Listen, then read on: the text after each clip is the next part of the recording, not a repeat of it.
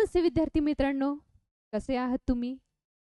मी स्नेहा जाधव. स्नेहा जाधव या यूट्यूब चॅनलवर आपलं सहर्ष स्वागत आहे.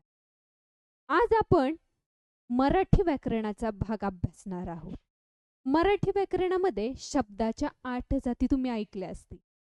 ह्या 8 जातींपैकी पहिला जो प्रकार नाम आपण याचा आज आपण अभ्यास करणार आहोत. बघूया त्या कोणत्या आहेत.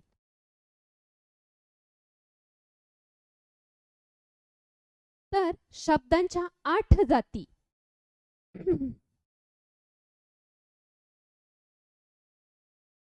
त्यामध्ये विकारी आणि अविकारी. यामध्ये विकारीमध्ये नाम, सर्वनाम, विशेषण आणि क्रियापद. तर अविकारीमध्ये क्रिया विशेषण, शब्दयोगी अव्यय, उभयान्वयी अव्यय आणि केवल प्रयोगी अव्यय. आता तुम्ही म्हणताल की विकारी आणि अविकारी म्हणजे काय? तर विकारी म्हणजे लिंग, वचन आणि विभक्ती यानुसार बदल केल्या जातात, त्याला विकारी असे म्हणतात. मग त्या बदलणाऱ्या कोणत्या? तर नाम, सर्वनाम, विशेषण आणि क्रियापद. त्याच्या विरुद्ध अविकारी. अविकारी म्हणजे काय? तर लिंग, वचन आणि विभक्ती यानुसार त्या बदलत नाहीत, त्याला अविकारी म्हणायचं. मग न बदलणाऱ्या कोणत्या जाती आहेत? तर क्रिया विशेषण अव्यय, शब्दयोगी अव्यय आणि उभयान्वयी अव्यय, केवल प्रयोगी अव्यय. आपण ह्या चारींना काय म्हणतो? अविकारी म्हणजे न बदलणारे. त्यातल्या आपण नाम या घटकाचा आज आपण अभ्यास करूया.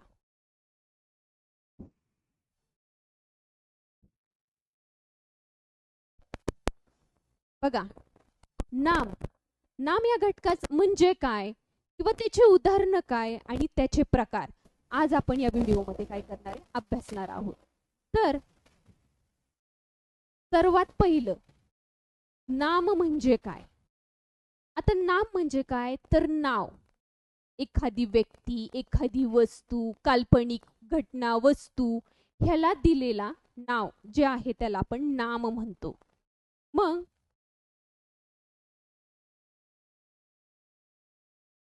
एखाद्या वस्तूला, व्यक्तीला किंवा स्थळाला जे विशिष्ट नाव ठेवलेले असते त्याला नाम असे म्हणतात. किंवा दुसरी व्याख्या बघा, डोळ्यांना दिसणाऱ्या किंवा काल्पनिक वस्तूंच्या आणि गुणांच्या नावांना सुद्धा नाम असे म्हटले जाते. म्हणजे बघा, एखाद्या वस्तूला, व्यक्तीला किंवा स्थळाला जे विशिष्ट नाव ठेवलं जातं त्याला नाम म्हणतात. किंवा डोळ्यांना दिसणाऱ्या किंवा काल्पनिक वस्तूंच्या आणि गुणांच्या नावांना सुद्धा काय म्हटलं जातं? नाम म्हणलं. आता बघा,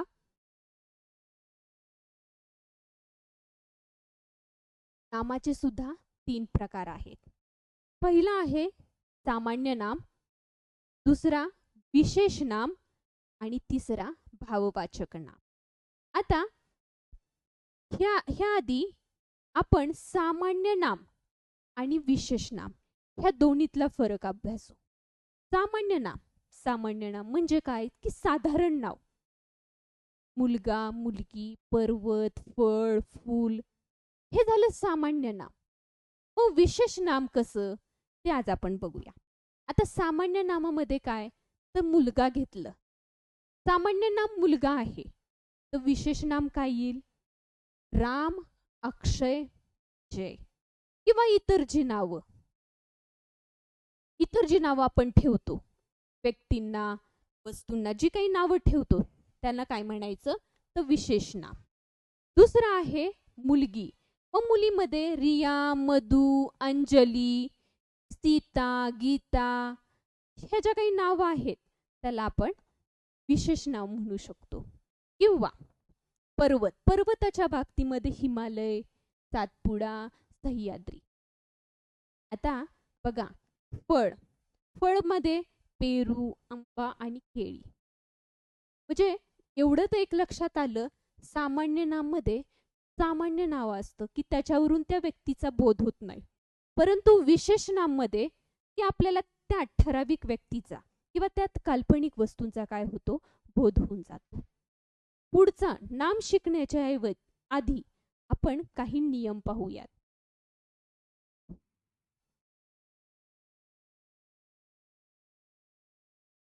बघा, सामान्य नाम किंवा विशेष नाम यांनी प्रत्यक्ष किंवा काल्पनिक प्राणी वस्तूंचा बोध होतो, तर भाववाचक नामाने त्यांच्यातील गुणांचा किंवा धर्माचा बोध होतो. म्हणजे बघा, सामान्य नाम किंवा विशेष नामाने काय होतं, तर प्रत्यक्ष व्यक्ती किंवा प्राणी वस्तूंचा बोध होतो. बघा,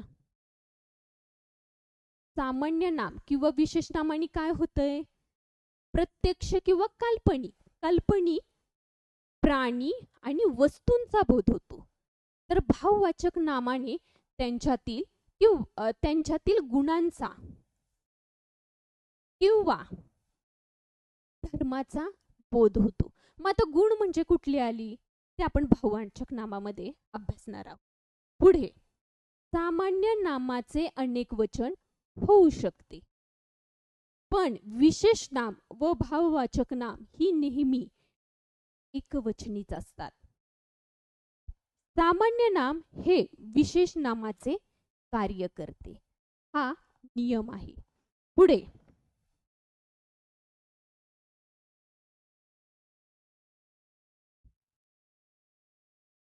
आता जे नामाचे 3 प्रकार आहेत, सामान्य नाम, विशेष नाम आणि भाववाचक नाम, त्यातला पहिला प्रकार सामान्य नाम पाहूया आपण. एकाच जातीच्या वस्तूंना सामान्य नाम म्हणतात. उदाहरणार्थ काय म्हणता येईल, मुलगा, पुरुष, शाळा, सैन्य, मुलगी, पर्वत, फळ. ही झाली एकाच जातीच्या वस्तू, त्यांना आपण म्हणतो सामान्य नाम. पुढे, सामान्य नामाची काही उदाहरणे पाहूयात. पहिला आहे, वाघ हा शूर प्राणी आहे. दुसरं, उत्कृष्ट खेळाडू देशाला भूषण ठरतो. आणि तिसरं, वानर झाडावर चढले. बघा आता, ह्याच्यातला वाघ, ह्यातलं खेळाडू, ह्याच्यावरचा वानर, हे तिन्ही सुद्धा काय झाले, सामान्य नाम. हे तर सामान्य नामाचं काम, वाघ, खेळाडू आणि वानर. बघा पुढे,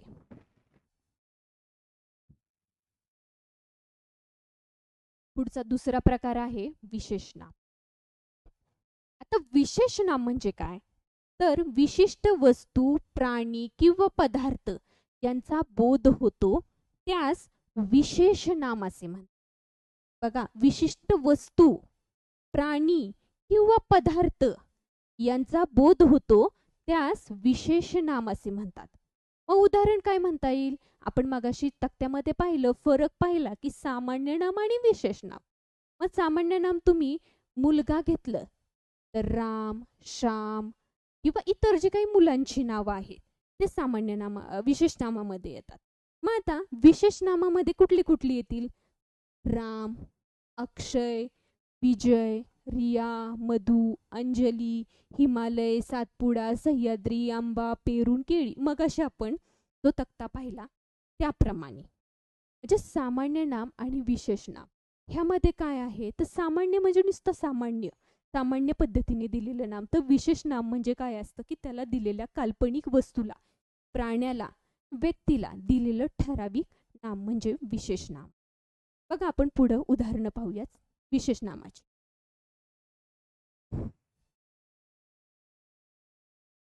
रिया हुशार मुलगी आहे. दुसरं, मुंबई प्रसिद्ध शहर आहे. आणि तिसरं, ताजमहल ही अतिशय सुंदर इमारत आहे. बघा विद्यार्थी मित्रांनो, आता इथे रिया, मुंबई आणि ताजमहल हे विशेष नामाचं कार्य करतायत, म्हणून ह्यांना विशेष नाम म्हटली जात आहेत. पुढे पाहूया आपण तिसरा प्रकार, नामाचा तिसरा प्रकार भाववाचक नाम. आता भाववाचक नाम म्हणजे काय ते पाहूया. भाववाचक नाम म्हणजे ज्या नामाने वस्तूमधील किंवा प्राण्यामधील गुण, धर्म किंवा भाव यांचा बोध होतो त्याला भाववाचक नाम असे म्हणतात. बघा, ज्या नामाने वस्तूमधील किंवा प्राण्यामधील गुण, धर्म किंवा भाव यांचा बोध होतो त्याला भाववाचक नाम म्हटलं जातं. मग आता त्याची उदाहरणं कोणती? आनंद, राग, लोभ, प्रेम, भय, माणुसकी आणि चांगुलपणा ही भाववाचक नामाची काही उदाहरणं आहेत. त्यापैकी काही उदाहरणं आपण पाहूया.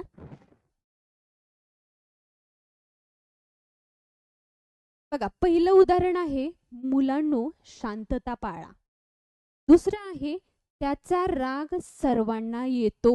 आणि तिसरं उदाहरण आहे बाबांनी मला शाबासकी दिली.